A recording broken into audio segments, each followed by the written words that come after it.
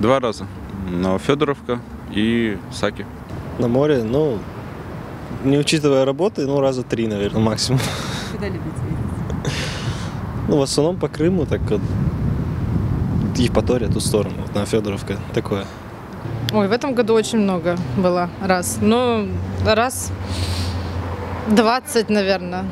По работе? Нет. Именно отдыхала, да. Раз 10 была.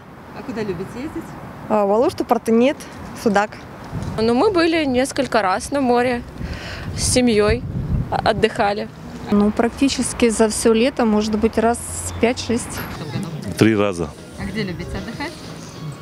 Ялта. Раз 6, наверное. 1 раз.